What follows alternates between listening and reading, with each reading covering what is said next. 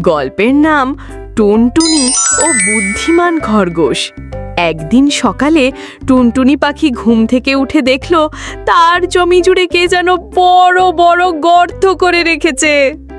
টুনটুনি খুব চিন্তায় পড়ে গেল। সে ভাবল, এভাবে যদি গর্ত হয় আমার ফসল তো নষ্ট হয়ে যাবে। তখন সে গেল তার বন্ধুর কাছে, বুদ্ধিমান খরগোশ কুটুর কাছে। টুনটুনি বলল, কুটু ভাই, কেউ আমার জমিতে গর্ত করছে, তুমি কি কিছু করতে পারো? কুটু বলল, চলো দেখি। তারা গেল টুনটুনির জমিতে। সেখানে দেখে একদল শিয়াল রাতের বেলা এসে মজা করে গর্ত করছে। কুটু একটু ভাবল, তারপর বলল, আমার একটা বুদ্ধি আছে। রাতে কুটু আর টুনটুনি মিলে মাঠে কিছু গাছের মাঝে ছোট ছোট ঘণ্টা বেঁধে রাখলো।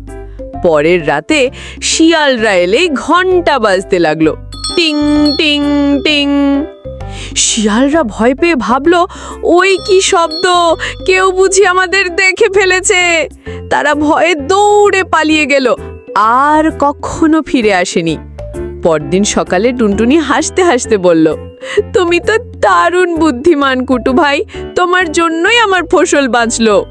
কুটু মুচকি হেসে বলল, বুদ্ধি ঠিক সময় কাজে লাগালে সব সমস্যার সমাধান হয়।